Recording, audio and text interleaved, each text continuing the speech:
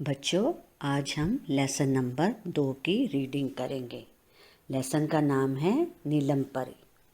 एक परी थी, उसका नाम नीलम था। वह बहुत सुंदर थी। उसके पास एक जादुई छड़ी थी, मैजिक छड़ी। उस छड़ी से नीलम परी मनचाहा काम कर सकती थी। नीलम परी बहुत दयालु थी।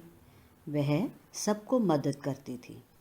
एक दिन नीलम परी उड़ते हुए अपने बागीचे के तालाब के किनारे पहुंची।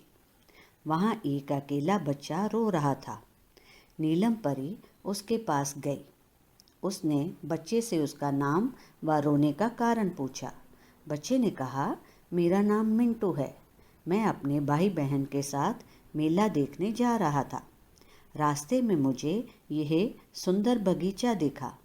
मैं अपने भाई बहन को बिना बताए इस बाग में आ गया और रास्ता भटक गया।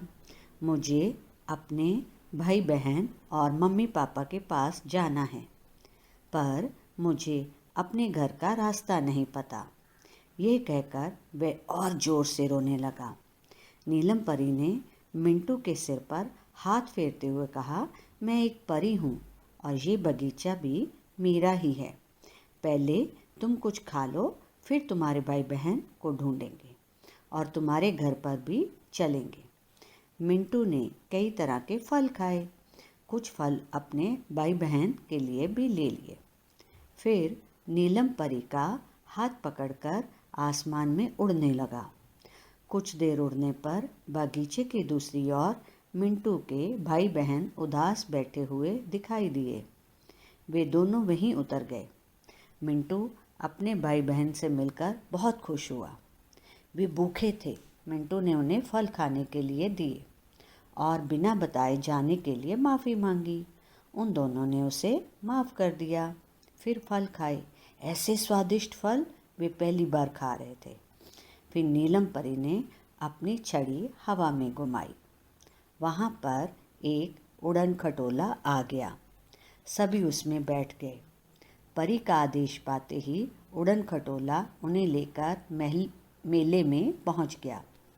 सब ने खूब मज़े किए। शाम होने लगी थी, अतः नीलम परी ने कहा, बच्चों, अब घर चलना चाहिए। बच्चे उड़न खटोले में बैठ गए। उड़न खटोला मिंटू के घर की ओर चल दिया। कुछ ही देर में वे घर पहुंच गए। परी ने बच्चों को घर के आंगन में उतार दिया। घर पहुंचने पर सभी बच्चे बहुत खुश थे। उन्होंने नीलम परी को धन्यवाद दिया। परी ने सब बच्चों को उपहार में एक एक चॉकलेट दी। उन्हें समझाया कि बिना बताए अकेले कहीं नहीं जाना, मम्मी पापा के साथ ही जाना है। फिर वहाँ से उड़ गई।